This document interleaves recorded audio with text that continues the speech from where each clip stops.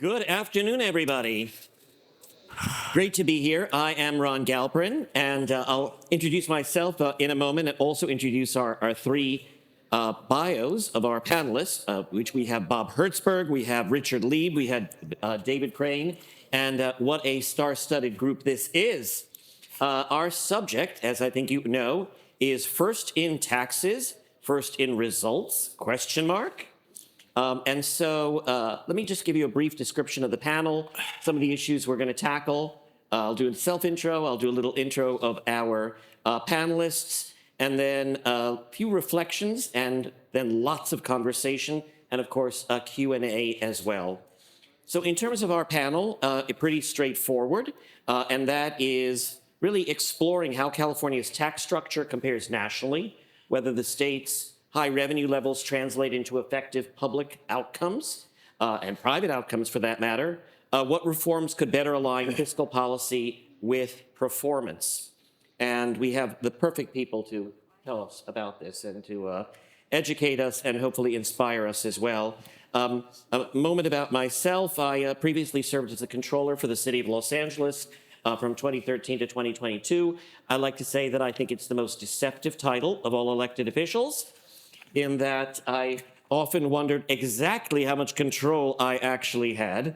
I can say that in my personal life, we have 6.5-year-old twins, and at home, they are the controllers, without a doubt. So since leaving public office, I've actually had the honor to serve as a teaching fellow for a semester here at USC, and also to be teaching at law school, and I'm currently serving as the interim regional director for the American Jewish Committee, which is AJC. Been around since 1909. Wow. Had a long history of protecting civil rights, defending democratic values, pluralism, protecting Jewish communities, and trying to achieve a better Middle East. Very small little tasks, right? Yeah. How's that going? Yeah. Don't ask me today. So with that, let me say a few words about our speakers. Bob Hertzberg is the former Speaker of the California State Assembly, former Majority Leader of the California State Senate, a veteran, a California policymaker, an attorney who served as the 64th Speaker of the California State Assembly, and as I mentioned, Majority Leader for the State Senate. He was first elected in 1996, representing the San Fernando Valley, and he really helped expand the Democratic majority during his tenure as Speaker. I can tell you I've known Bob for many, many years, astute, thoughtful, and really able to express things and get into details, unlike many other people. So we're so glad that you are here. Thank you. There is Rich Leib, who the bio says is chair of the Board of Regents of the University of California, and he is now emeritus, having served 10 years. Thank you so much for your service to the University of California. His term just ended a few days ago. He's also president and CEO of Dunleer Strategies, which is a San Diego-based consulting firm that advises emerging companies on long-term strategic growth. He previously co-founded Liquid Environmental Solutions and served for 15 years as the company's executive vice president and general counsel. And Rich is to be found all over the place when something good is happening.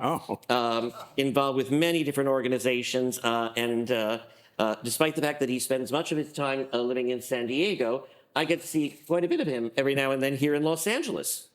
And then we have David Crane, who's co-founder and president of Govern for California, a nonprofit organization dedicated to supporting pragmatic governance. Now that's a concept. And reducing the influence of special interest in state policymaking, all things which I think we can be on board for. He's a lecturer in public policy at Stanford University, previously served as a special advisor to Governor Schwarzenegger from 2004 to 2010, and he spent more than 2 decades as partner in a global financial services firm as well. So the question was about, as I had mentioned at the beginning, first in taxes and first in results, question mark. So what I actually did is I consulted AI to find out whether they think that the premise of the question is actually correct. And I asked Google Gemini 3 the following: provide me with 6 bullet points to support the fact that we are a high tax state. And then I asked for 6 bullet points to support the fact that we are not a high tax state. So truth be told, I think high tax state won out. But when you come to income tax, we've got the highest top marginal rate in the U.S., reaching 14.4%. We've got the highest. Pardon me? Yeah, 13.3. Oh, it's 14.4, including because of the payroll tax increase. Oh, okay. Yes. Bob, you're Income tax. He said income tax. He said income tax. It's an income tax. Yes, it's actually a mental health services tax and recently expanded payroll tax. Steinberg tax. Sales tax, highest base sales tax. The base is 7.25, but it is up to 11.25 in some parts of the state. Right. Property tax, the base property tax rate is capped at 1% by Prop 13, but effective rates are actually more like 1.1 to 1.3. And then, of course, we have high property values. The overall tax burden is the 4th highest in the country. The corporate tax environment, the corporate flat tax of 8.84 is among the highest in the nation. You've got high gas and excise taxes, so we are taxed. But here's what AI had to say on the other side of the ledger, that it's a progressive structure for low earners. Right. For the bottom 40% of households, California's total tax burden is often lower than Florida or Texas. Prop 13 protections have kept property taxes low for many residential property owners, but also for commercial property owners. And those properties have not turned over in years and years and years. We've got generous tax credits. We've got lower than average property tax rates compared to a number of other states.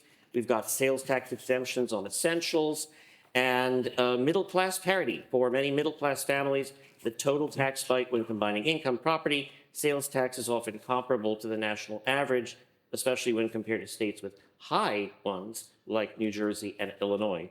So having said that, I'd now like to turn over to our panel. So I'm going to turn first to the Honorable Mr. Hertzberg. Maybe you can share just 2 minutes of a little intro and your thoughts on the general subject, and then we're going to go into the questions.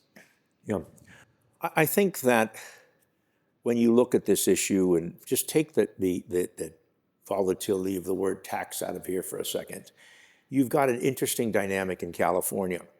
You have, a state that has grown dramatically over a relatively short period of time. You have 58 counties, you have 482 cities, you have 5,226 subdivisions of government. And every one of those special districts or parking lot districts, whatever, has another revenue stream. And so we have a structural problem about how we raise money. When you look at tax, you got to look at a couple of different things. What does the balance sheet look like? What's your income and what's your expenses? Are you spending more? The thing that David always talks about is the growth rate. When I was speaker, the budget was 100 million. Now it's 100 billion. Now it's 320 or something like that, whatever it is in terms of the growth rate. So what I'm suggesting is the bigger question is to step back and not to just buy into the political noise machine and ask yourself, what is the structure you need to do to be able to deal with the underlying problems? Part of the fact that it's higher is because it's a supply and demand. More people want to live here. You know, you can buy a house for $100,000 in Columbus, Ohio. There's fewer people that want to live in Columbus, Ohio than in Malibu. Again, you want to make those arguments, but it is a supply and demand issue, and there are a lot of people that want to be here. Two, there's a whole host of other folks that come here in terms of what the composition of our population is, right? So I would step back. And by the way, when you look at taxes, one of the things that I spent 12 years and $2 million of Nicholas Bergewen's money and a whole bunch of people with the agnostic question of how do we fix our tax structure? It wasn't a left question or a right question. What's the problem we're trying to solve? And one of the biggest problems we have that creates a larger management problem is the volatility of our tax structure. Because we have such a progressive tax, four companies pay 10% of the income tax in California, their employees, right? what's the number? 62% of something like people pay a huge percentage. I can't remember the number. 144,000. What top 1% pay 62% of the income? It is said that if the wealthy catch a cold in Los Angeles, excuse me, in California, Right. then actually the whole state. Well, it's happening now. We just did a study internally with SEIU, and just the people announced publicly is going to cost the state $3 billion in income tax. So I would step back for a minute and say to yourself, okay, what are the architecture of the problems you're trying to fix, and what are those solutions? And that's what I tried to do. And, you know, going back to your point, and especially what David talks about, is the rent seekers. You know, when I talked about a service tax, the golf people went crazy. Oh my God, you're going to tax golf, right? And the lobbyists came after me for that. I wasn't trying to run that play. I was trying to figure out what the change in California is. And I'll close on this. 82% of our economy is services.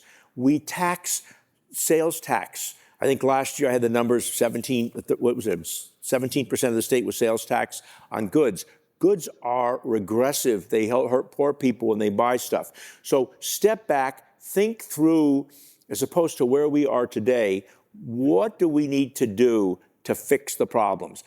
Getting rid of the regressive stuff, making sure we incentivize the economy, redesign the tax structure in a way that's consistent with what the economy is versus what we built on before, and try to break down some of those old rules of all these various subdivisions of government that we could absolutely break down. I worked years ago, I was legislator in the San Fernando Valley when we had the secession movement. And I spent 4 years rewriting what's called the LAFCO Act, the Local Agency Formation Commission. It's called the Knox-Cortese-Hertzberg Act now. Completely boring, but it dealt with all of this interrelationship of governments. So the point is, all this stuff to actually solve is really boring, dry stuff that doesn't excite politicians to get on the front page of the paper. Stuff. I know, we all do. That's the problem. We're all a bunch of geekos. I've known these guys for 50 years. We all love this stuff, but that is, to me, what we have to do. All the other ballot box budgeting and all the other stuff we're doing is causing the problem. And to change and do the homework, I can dig deeper, but I just wanted to quickly signpost the bigger picture frame that I think we need to engage in to understand what the future looks like and how do we create it. Thank you very, very much for that intro. I turn next to Rich Leib. Well, my opening comments I just want to make are really on what we're spending some of our money on, and why we're not spending more on certain things. And of course, as you can imagine, I'm talking about the University of California. First of all, two things I want to mention. In my background, I've served as on the Board of Regents for 8 years, and I was chair of the board in 22 to 24. So my term just ended. But prior to that, two other education things that I did. I was on the Community College Board of Governors, and I served as chair of that board as well. And I was also on a local school board in the San Diego area. And what I'm going to tell you is, I'm going to talk about higher education specifically. I think California has the greatest higher education system in the country. And not only the UCs, but the community colleges, because the community colleges, we have 100, and I think when I was there it was 114, it's probably more now, like 128. And they really offer an opportunity for people to get a good education at very, very low cost, and anybody can do it. You don't have to have you're not tested out or anything. You're 18, you go to a community college, you could do really well here, and you can transfer to a University of California if you do somewhat well if you do well over those 2 years. But the University of California is a gem, and we don't fund it nearly enough. As a matter of fact, and David mentioned it to me in an email that I talked about, we get about $5 billion from the state. It's a $310 billion budget. We get $5 billion for University of California. We're educating 300,000 students. But most importantly, what we're doing is we're building the economy so much. Our innovation and entrepreneurship is going out the window in terms of the experiments, things we're doing. We have a huge health system, and we're building all of these incredible things and really igniting the California economy. And yet our revenue percentages of our budget went from 20 years ago about 5%. It's now about 2% of the budget is spent on University of California. So I think some of our priorities are screwed up a little bit, and we need to think about what money we can get from the university, what money we can get from taxpayers that will help us with the University of California. On the side of taxes, I just think some of the stuff is really stupid. This billionaire tax, I think, is the worst idea I've ever heard, because it's going to take something that it's going to punish people rather than looking at it from a pragmatic standpoint and say, how are we going to sweeten the pie to get the most amount of money so that the University of California can get more money and other valuable resources, Medi-Cal, all these things are feed off of our state budget, and yet we're going to drive those people that pay the taxes away. This is not an issue of, I don't care about wealth, poor or wealth. I'm talking about just practicality. If you really want to solve the budget crisis, you have to look at it. And some of the things that we do in California, when I was in business, we were based, actually our headquarters was in Texas. When I started this company, it was based in Texas, and we moved the offices there. And some of their tax system is also bad. They have a gross margin tax as opposed to ours. Our corporate tax is based on profits. Theirs based on gross margin. So you could lose money. We used to lose money, and it was still, we still have to pay taxes. So Like LA's gross receipts tax. exactly. So anyway, those are my opening points. Mr. Crane. Thank you. I'm just going to give you some facts. Good afternoon, everybody. So over the last 8 years, including the current budget year that Governor Newsom is proposing, essentially since Newsom took office, the state has spent $3.7 trillion, including federal funds. Roughly 40% of that went to healthcare corporations, their shareholders, and their employees. Roughly 20% went to current and retired K through 12 employees, public school employees. Roughly 10% went to current and retired state employees. The balance went to social services, universities, social service providers, infrastructure, and debt service. Now, how have things changed over the last 8 years? Oh, and over that period of time, so far, the governor has signed about 5,700 bills, added to about 156,000 statutes already on the books, but he has half of a year remaining, effectively. How have things changed? When he took office, California's unemployment was the 13th highest in the country. Now it's the first highest in the country. We're 1.2 percentage points above the national unemployment rate, not including California. Back then, we were 0.2 percentage points above the national rate. K through 12 scores have declined about 2.5 points on average. In poverty, California is still the #1 state. We're tied with Louisiana. The budget went from being zero deficit and adding to reserves to being in deficit and taking from reserves. The healthiness of the Medi-Cal population, there are no good statistics on that, but overall morbidity has not declined. The homeless population went from 130,000 in 2018 to 187,000 last year. Permits for new houses went from 104,000 in 2018 to about the same in 2025. We'll get to the causes during the discussion. Great. Thank you so very much. Someone could use that for a commercial. Since you were talking Oy about vey. the causes, maybe you want to expand on that just a little bit. And by the way, how much of that do you think is a factor of the governor versus the legislature, for example? Well, it's overwhelmingly the governor, but it's not really even the governor. I mean, Gray Davis is very similar to Gavin Newsom in that regard. Well, Jerry Brown was a little bit more of an independent maverick, but it's really, and Bob knows this better than anybody, it is virtually impossible to succeed in Sacramento if you're a maverick and you're really committed to the general interest. And for example, you want to get great value for money out of that $3.7 trillion, or you want to get improved economic mobility, not worse economic mobility. You want to get more people off the streets. You want to get more homes built. Because Sacramento it's a repressive regime. It's largely dominated by rent seekers, the people that largely get most of that $500 billion per year of spending. Healthcare corporations, their shareholders and their employees, and government employees, the California Teachers Association, the California Prison Guards Union, those sorts of organizations ask me, They get most of the money. They get the benefit of most of the laws. And virtually no politician, Abraham Lincoln could get elected governor here and not succeed because it's so repressive. And they need to be liberated from that repressive regime. And that can only happen by very powerful forces, which can take a lot of money. And I've been involved with that now for since I launched Government for California in 2011, and I've utterly failed. If you would have asked me in 2011, what did I want to accomplish? I would have said, well, at a minimum, in a decade, I want to have no parent in California feel like their child's future is shortchanged by going to a California public school. At a minimum, I'd want my fellow citizens to feel like they were getting improved economic mobility. And at a minimum, I'd want my fellow taxpayers to feel like they were getting more value for money.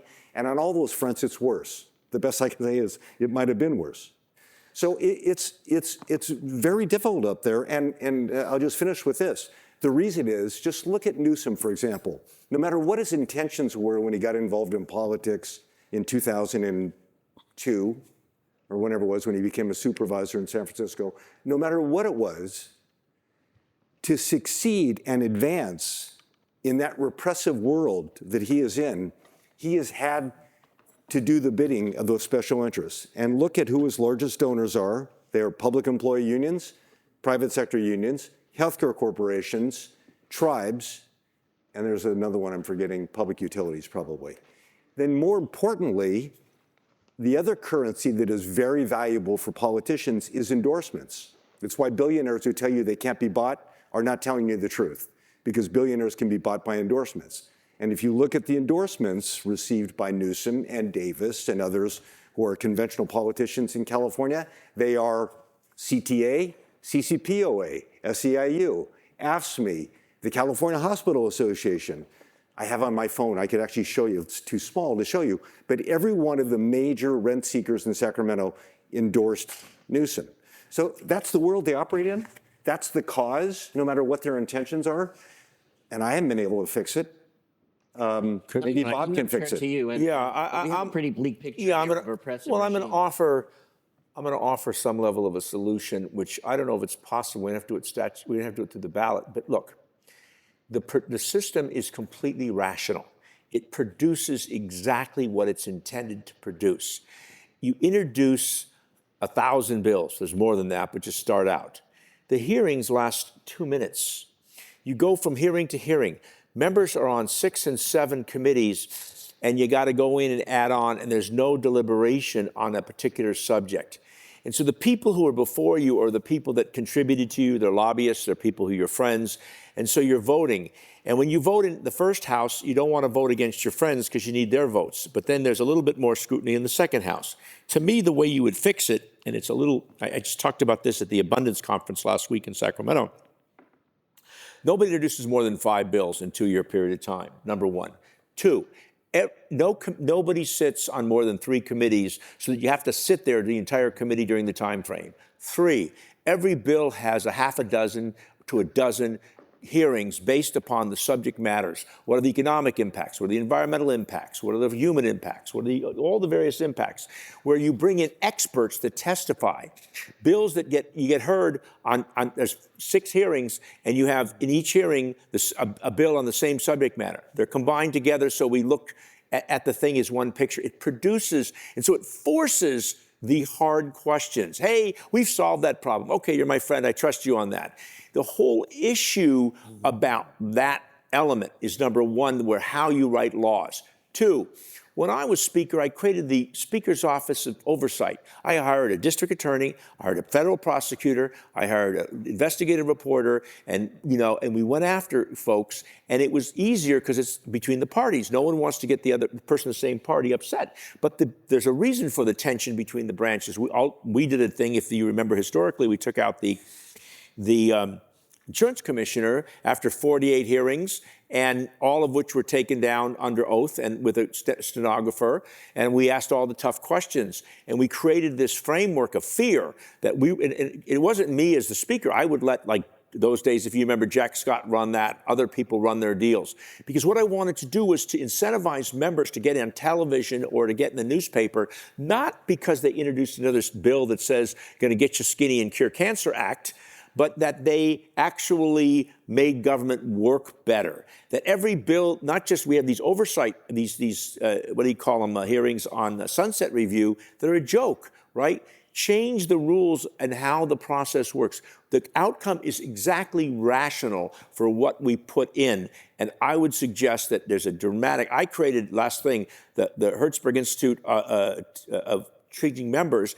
And like, if you want to be chief of staff, you can be just somebody's friend or political consultant. You had to learn the budget. You had to learn the committees. You had to learn how the floor operated. You had to go through all the tours. They got rid of all that. And when I left the Senate, I created the Senate Academy, at least trying to get people educated a little bit more about the process. So that's kind of the broad picture that I wanted to put. Great, thank you.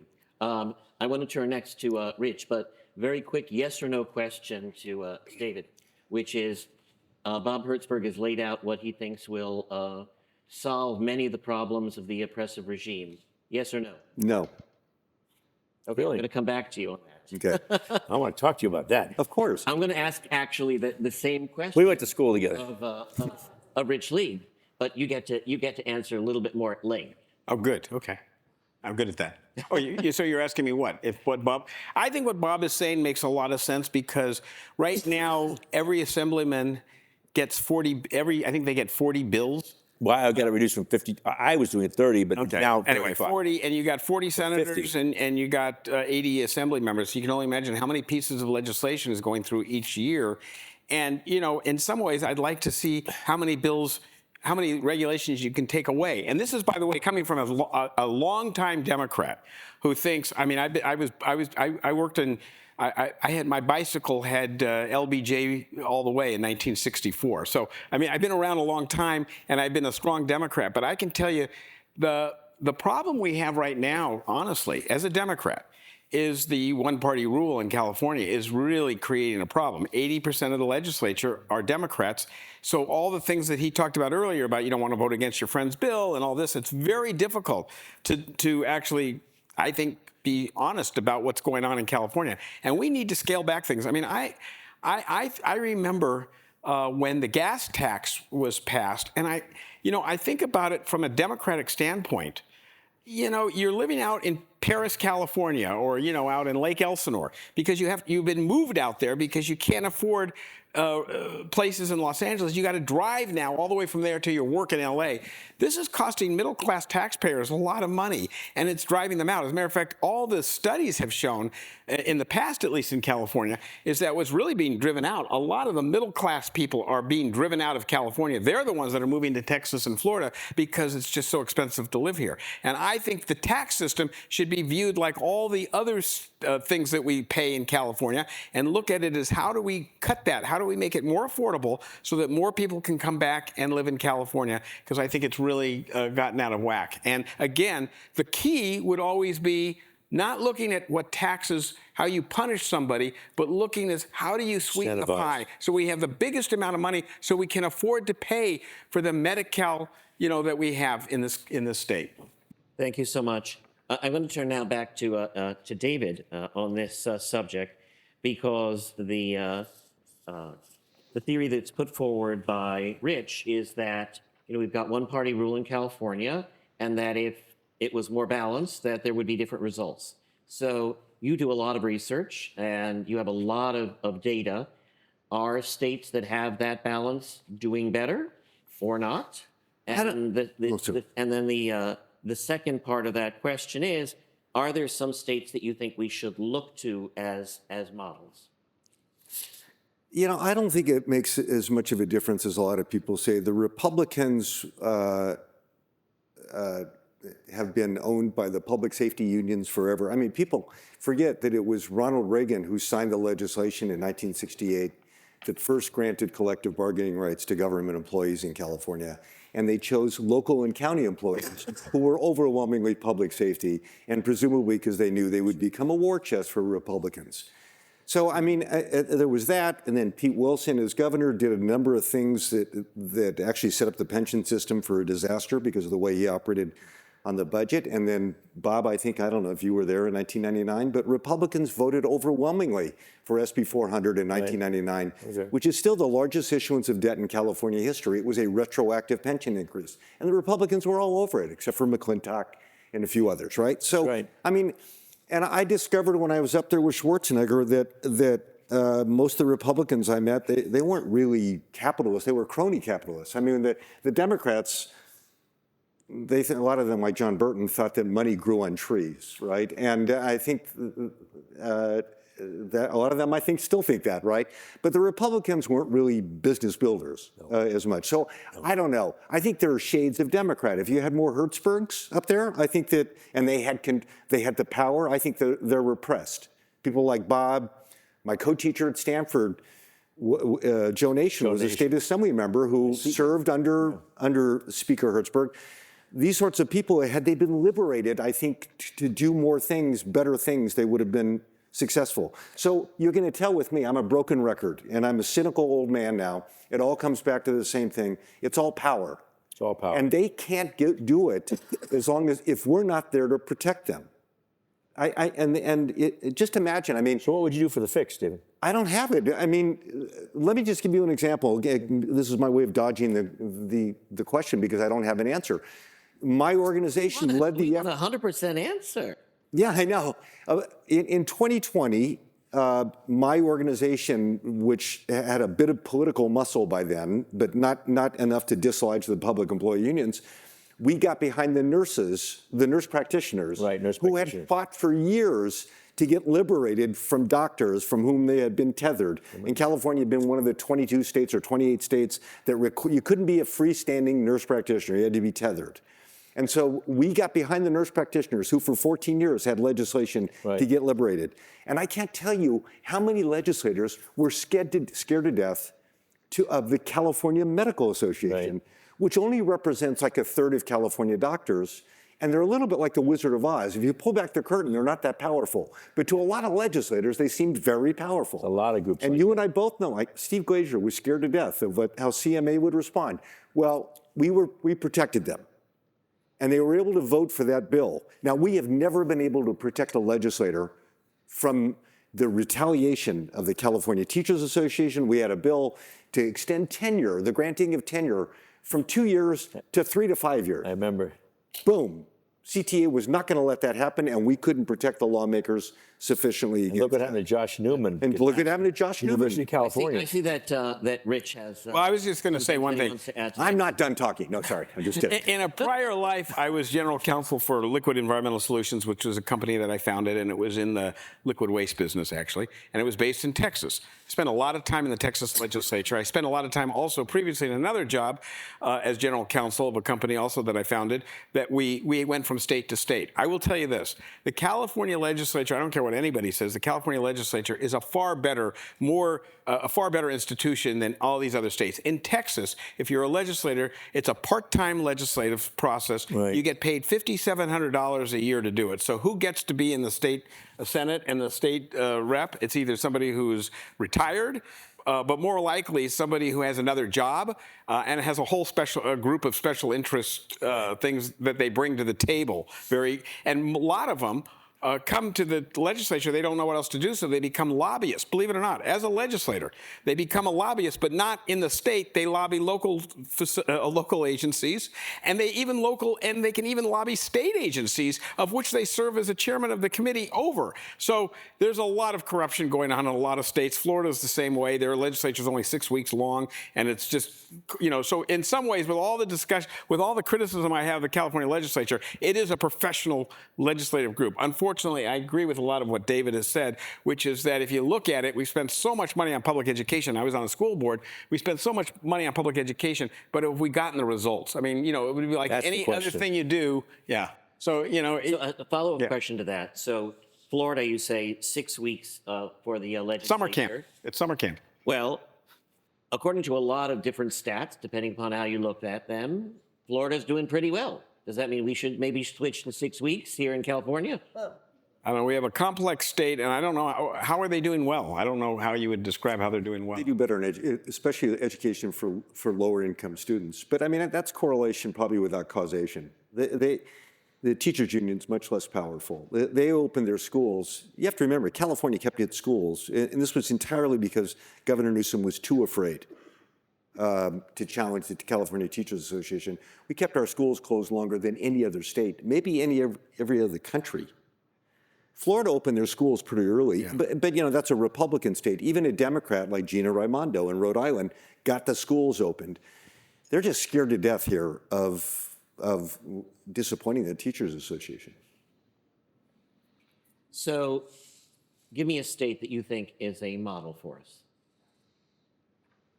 Me? You know, me? Well, I don't think it's a state so much. If Bob Hertzberg, I'm not just saying this because Bob is here. We have had leaders in the California legislature and in the governor's office who have wanted to do the right thing, but they just don't have the power to do it. So you ask me for my solution, I'm going to give you something fanciful, which I've discussed with some people. Maybe they'll do it someday, some of these billionaires. If there was a permanent capital organization with a couple of $1 billion in it that generated $100 to $200 million a year of interest earnings, and every legislator knew that these guys were not going away. They're going to be there forever. So just like the unions, it's not just the unions, it's the corporations. Believe me, the utilities are always there. You tell me AT&T's already there. There are plenty of corporations who do the same thing. And every legislator knows they're always going to be there. Whereas they know that good government groups like mine are not always going to be there, and they're captained by an old guy who's not always going to be there. If there was a permanent capital organization that generated a lot of earnings, you couldn't give the endorsements because it didn't have the power of an endorsement of like a CTA or CSEA or something like that. But Bob and others would know, if I want to take on a tough issue, I at least know there's someone out there who's going to protect me from the retaliation from these big guys. That to me would be a solution. A very interesting solution. I don't know how practical. Well, Bob would know better than I whether it's practical. But I'm coming Yeah. to the original question, which is, can you name me one state that you think is a model? Well, I'll tell you, Mike, yes, but it's only because I'm so fixated on collective bargaining for government employees, which even FDR didn't think should ever be granted, and neither did George Meany, right? So North Carolina does not allow collective bargaining rights for government employees. I'm completely in favor of collective bargaining rights for labor, but government employees are different because they control management. They can contribute money to the management that determines their compensation, their benefits, and all the laws. North Carolina doesn't permit that.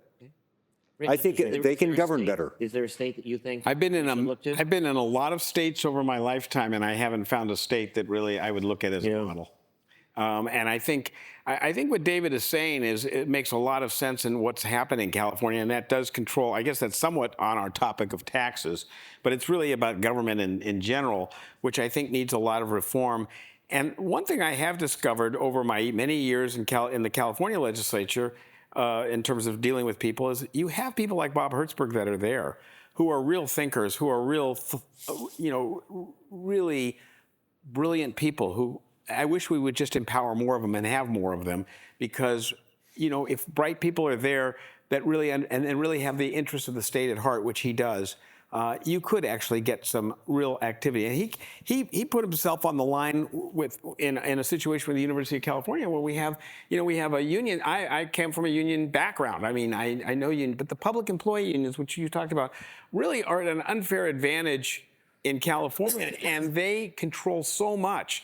And I get the disparity problem in California between high income and low income, but one organization can't fix the disparity between high and low in California, and they're asking for such high rates relative to everybody else in the public sector. We can't afford it.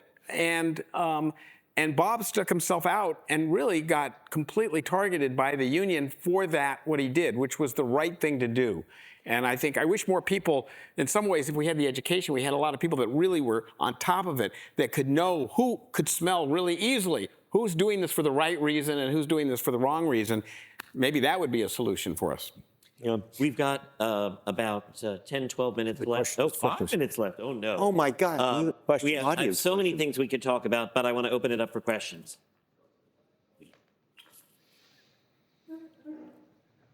Would like to...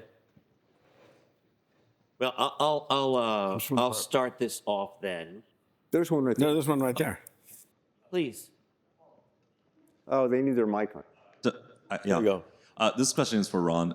So I look at the LA City budget, right? So we have $1 billion debt in deficit, right? So it seems like more than half of that goes to LAPD and LAFD.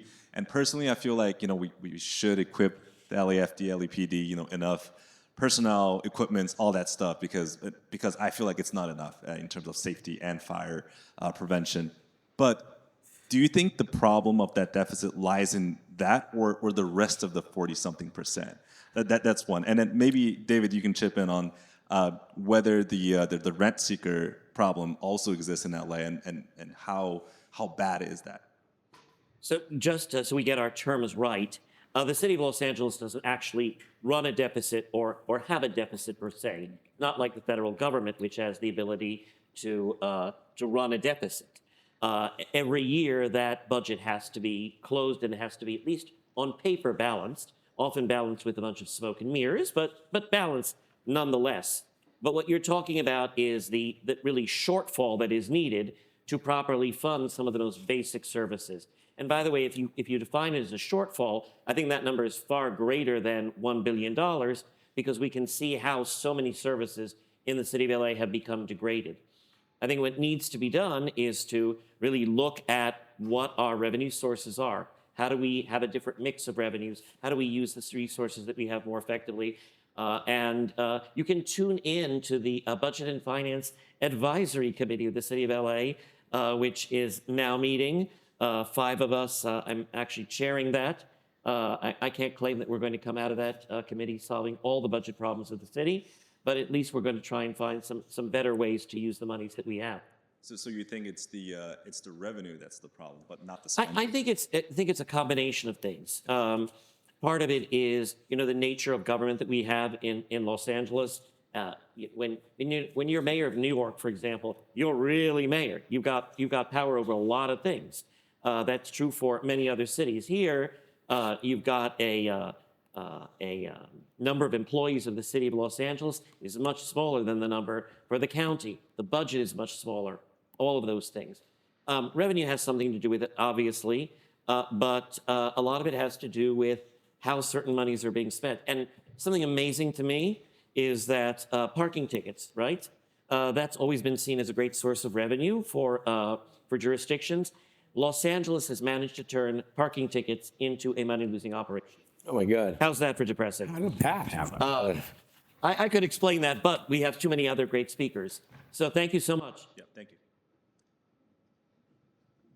I think Dianne Feinstein said it was a shortfall of revenues, not a deficit. The state legislature, in a series of bills signed into law by the governor, has been moving fairly steadily down a path of cash reparations. The latest act requires the development of the specific implementing programs for that.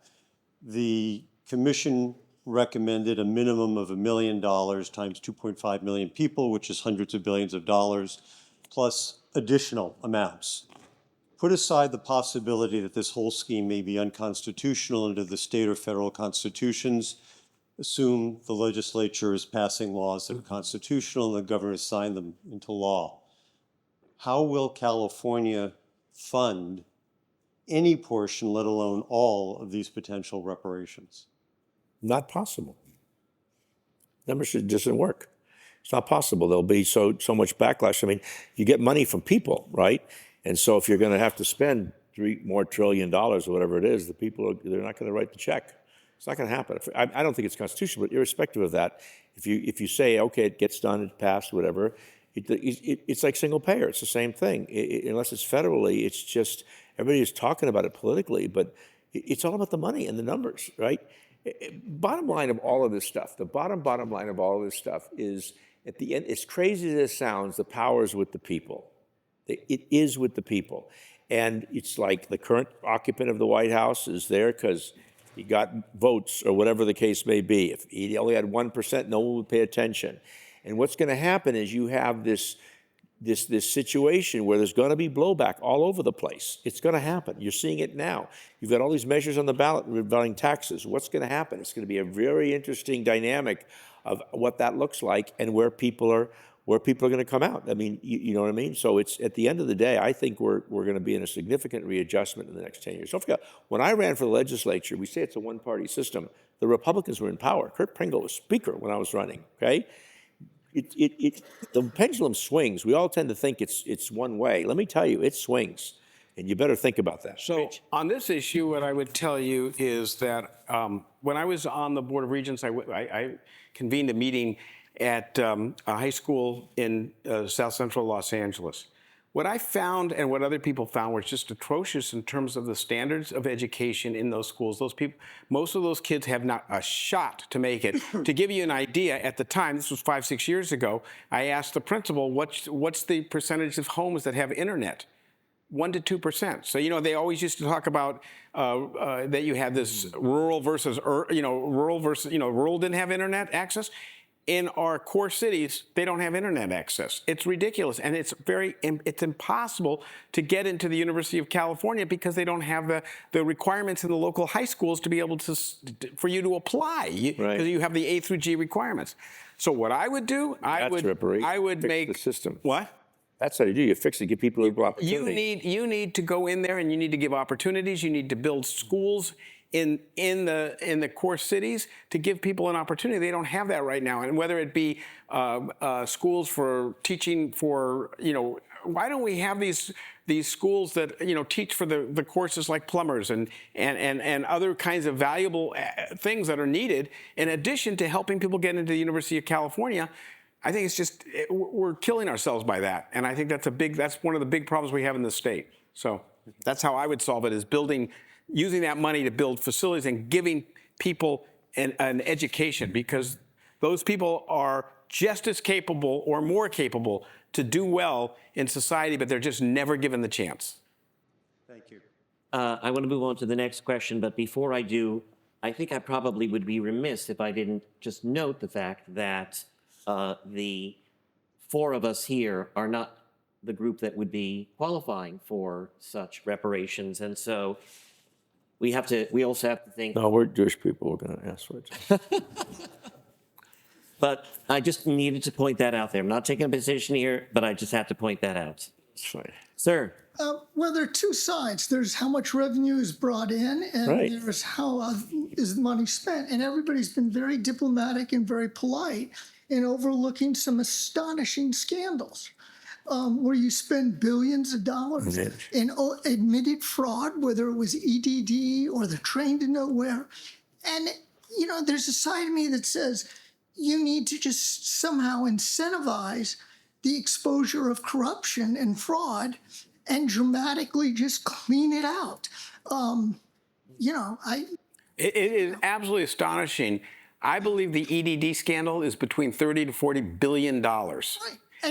And nobody has no one lost a job. And it's $30 to $40 billion. And you know who's getting all the money? People in prison had figured out how to game the system. So not only were they making all the money, but all the people that were legitimately needing the money had no access to get the money. And there was no way to get it. It's a scandal that there should be a lot more attention to the scandal. And I think that is a problem of a lack of journalism. Right. And that we have almost nobody in the state capitol doing really strong, hard-hitting things, because there's so many issues like that. I'll give you one thing, just 1 second. I'll bet you guys have no idea that we have a university system. It has 5 hospitals, and it has 10 universities, 10 UCs. What do you think the percentage of revenue that's coming in to the state through all of its sources, how much of the revenue that we get in the university is actually is generated to the hospitals? It's actually 66% of our revenues are health benefits for our hospitals, which means that the Board of Regents really controls a healthcare system, and oh, by the way, they have 10 universities. It's gone dramatically in the last couple of years, has gone dramatically. Our whole healthcare system is based on this. We have expanded the hospitals so much, and yet now we're faced with Medi-Cal, which loses money for every person that comes into the hospital. if they're on Medi-Cal, you actually lose money as Medicare, which means, and you can't make it up in volume, which is what we have. So, and you have commercial payers are going down. Anyway, it's a whole long thing that we don't even realize, but it has to be fixed. There's so many of those problems that have to be fixed. But the EDD scandal is one of the great scandals that was never identified and never discussed. So I agree with you. David, you want to chime in on this? No, Okay. nothing to add. Like Charlie Munger, nothing to add. So you support it. So The scandals. You support. Yeah, I support this scandal. Gets me. I had a question about the Charter Reform Commission. What do you think of Kenneth Mejia's proposal for charter reform, and what do you think about the fact that they decided not to go with those proposals? are you aiming that at me or at Yeah, at just anybody anyone here? who wants to answer. Okay, and give us the second question if you would. What was it? The fact that those proposals weren't followed by the commission. Anybody want to chime Yeah, in? What is this, L.A.? LA, yeah. City. Yeah, look, we've been talking, I was involved in the charter reform in the 90s with Dick Reardon and been around forever. We have a structural problem in the city of Los Angeles. Districts are too big. There are 265,000 people. I think that you need, and I think that what he was talking of 15 council members or whatever, I had talked about a borough system, so everybody represented 60 or 70,000 people. So it takes money out of politics because you actually can know your neighbors. You actually know somebody just doesn't come in, move into the district, and you create a real relationship between the community where you have boroughs. We designed 9 boroughs. So I saw some of the stuff that they were working on. It's interesting, but at the end of the day, I don't think it really gets to the structural issues where you basically have the borough issues of what's happening in the local library and the local community and permits and stuff for each one of the areas. Who in Reseda knows what's happening in San Pedro, right? And then you have a downtown operation where the presidents of all the boroughs basically deal with the regional issues, the police, the harbor, the airport, the DWP, and it creates a much better management structure, in my judgment, that's closer to the people, takes money out of the system, and makes local government work a lot better because the city's just too damn big. It's 254 annexations. That sounds like a wonderful panacea, although I have to disagree with you, if I may. Because there are a number of studies out there that show that the number of representatives that you have in a city or in a county don't actually have a significant difference in terms of the quality of the services that are given to those who are living in the city. And there are some good reasons to expand the size of the council. Yes, is that necessarily going to provide better services? I'm not so sure. But the real interesting question about all of this is that our charter of the city of Los Angeles is way too damn long. It's supposed to be like a constitution, and most of your laws are supposed to be in the municipal code and the administrative code, and instead you have this unbelievable, unwieldy charter that just has gotten bigger and bigger over the years. Personally, and I'm not on the charter commission, personally I would take 90% of it out of there, put it in the municipal code and the administrative code, and instead of just every 10 years having a charter commission that deals with it. So we've identified so many of the problems, and we can all wax poetic about them. But give me your top 2 suggestions for how we fix them in 1 minute. I want to do a service tax on a business-to-business service that taxes the real part of what's happening in the economy and reduce other taxes so that we get rid of the volatility. This idea of the state, one day you're up, one day you're down, one day you're up, is killing the state. I think that would be a really important approach. It's only a 2% tax only on business transactions. If you sell a house, there's no tax, but if you sell an office building, there's going to be tax for the lawyers and the architects and the like. But it gets rid of volatility. It's really, really important. 2, I want to create a sovereign wealth fund in California. We take the intellectual property university, give a tax holiday for certain companies that will give us a non-dilutable interest in their deal, because you've got to create a revenue stream that does not rely on this tension between the rich and the poor. We're going to tax more people because they're richer and the poor people are in trouble. You've got to create an alternative revenue stream. There's over $1.375 trillion in Norway on oil. We have so much assets in California. If we created that, we could create additional revenue stream to take the volatility and take the pressure out of the system. Rich, same question for you. I would say fund the University of California and the community college colleges because they're the hope for the great equalizer of getting what we have, a great disparity in our California system, and getting them educated. I still believe in the old concept. If you get an education, you can use that and you can become part of the middle class and get into the society. And I can't tell you how effective it is at the university. If you look at our students, so many are first generation people that have been underserved over the years, and they really can thrive. We need more of those people in our people with your SAT score. Yeah, right. I mean, I bombed the SATs, so the people did a lot better than me. So that would be my primary thing. I think it's really trying to do that. And the other thing is, I know this sounds crazy, but I would really look at having some sort of really good commission that could look at taxes from an overall view of all the different taxes we have, and really reform the system to make it fairer, and to figure out the whole goal. How can we increase the pot the best way to keep people here and to bring people here, to excite those people from out of the state to come here? How can we do it to grow the pot as much as we can so we can serve the underserved? David. Well, neither one will happen, but I would, if it was Keep hope alive, brother. I would So do you think it's really totally unrealistic to expect that at some point we might have a service tax? Oh, no, I'm talking about my two ideas. He hasn't given his ideas. Not those. No, there's some realism in what they said. Mine are unrealistic. Okay. One is I would ban political donations to any state or any elected official in California from any enterprise or any person who does business with that enterprise. And the other one I would repeal collective bargaining for public employees. Neither one of them's going to have it. Yeah. So I think we've got maybe a few moments left, and I'm going to go to a lightning round here. You get 2 words to answer the following questions. 2 words only. Words to describe California's financial condition today. Challenging. I'll use 1. Rich. Major disaster ahead. That's 3 words, but I'll give you one of my words. especially with the You can hyphenate that. with You the can big beautiful hyphenate bill two coming. I'm telling you, with the percentage of people on Medi-Cal in California, wait till the big beautiful bill comes and throws all these people off the rolls, and all these people are going to have to go to county hospitals. Are not going to get paid. It's going to be a disaster in California.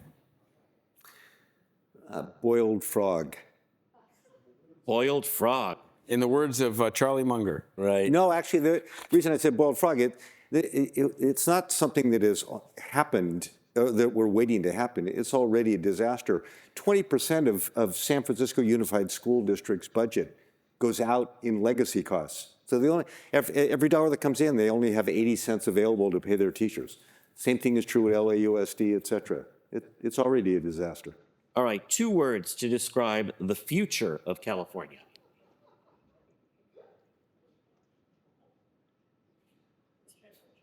I can move on Hopeful. and come back to you. Hopeful. Potential. Blind optimism. Somehow That was in response to mine. Bob Hertzberg. I would vote for that one. 2 words. I love it. Wow. Okay. 2 words for what you find most concerning about California today. Start on that end. Oh, you're starting with me? Yeah.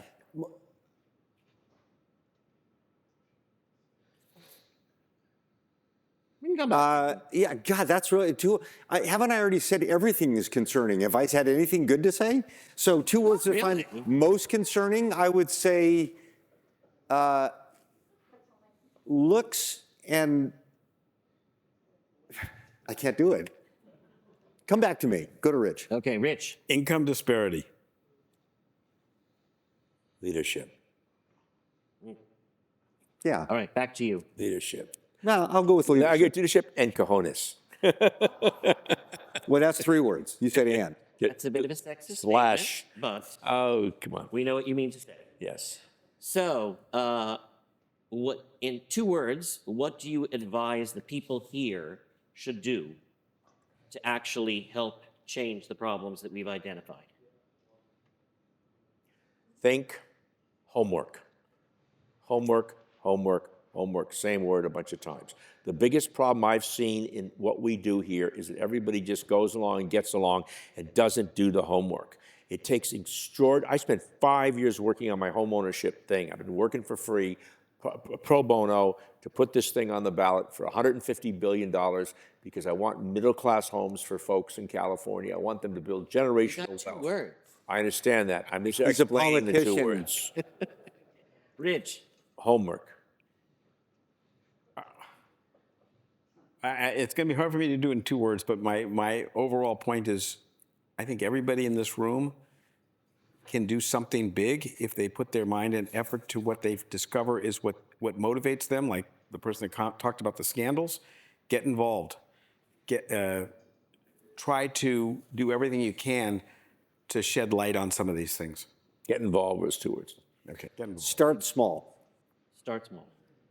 All right, my last question is that we've identified so many problems in California and so many reasons why people would want to get the heck out or not come in. But we're all still here. That's right. So give me 2 words to describe why you like California, why you love California, and why you want to stay here. Queen Calafia. Queen Calafia. You got to know the story of the exploits of Esplandian. That you have to ask the follow-up question to know what it means. It's the great inspiration of the Spaniards, the book at the time, The Exploits of Esplandian.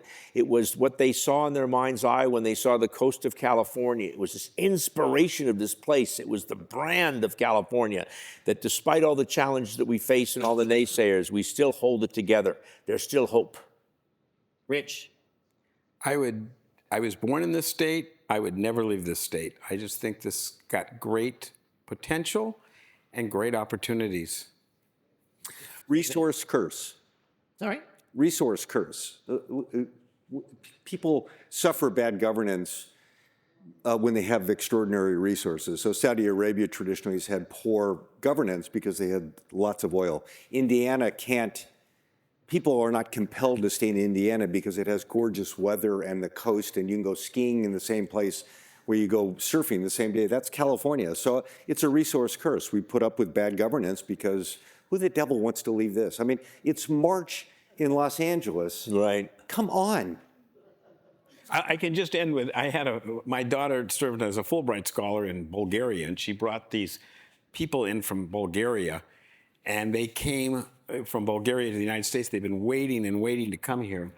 And when they got to California, they went to New York and California. When they came to my area where I live, which is Solana Beach, they're like, how would you ever want to leave this place? Exactly. And that's true what they thought about overall in California. Is just The weather dividend. Yeah. And the beautiful coast. Funny you should mention, by the way, there's a reception later today because it's Bulgaria National Day. That's why I mentioned it. I'll throw in my word. Yes. Which is sort of the moniker, the motto for the state of California, which is Eureka. There you go. In that There you go. This is a place for change and for hope and for new ideas. I'm the first in my family to be born in this country. My parents came here speaking no English. From where? And, my father was a Holocaust survivor from Romania. My mother, her parents had been from Russia and from Ukraine, and she was born in Israel. And this state is ultimately about the people and the people's ability to transform themselves and transform the people around them. So with that, please give it up for 3 great panelists. And give it up for USC and the Center for the Political Future, which is doing so much important work, and also for Bob Shrum, who is going to be retiring. Unfortunately, was not able to be here, but we owe him a tremendous debt of gratitude for all the work that he's done and continues to do. And don't we also want to acknowledge the 7 million viewers that are watching this on television at the same time here, right here from this camera? Thank you very much. I hope you use a skinny lens. That's all I can say. Television? A terrific job on the panel today, as this was so fun, and not just this panel, the one that preceded it and the one that preceded it. Is California stuck or moving forward? I think we've got a whole lot more insight on that from today, and we did so in a way that was really quite entertaining. And illuminating, as well as civil. So appreciate all that you've contributed for today's conference. Thank you so much for coming. The next event we're hosting is Monday, March 9th. That's next Monday. We will have a former president of the ACLU, Nadine Strawson, is going to be here in conversation with our dean of the USC Gould Law School for a conversation called Can You Really Say That? It's about free speech and the state of it today. So mark your calendars for Monday, March 9th at 4 p.m. For those of us at the Center for the Political Future and our team, and those of us at USC, we say fight on. Thank you so much, and we'll see you at the next event.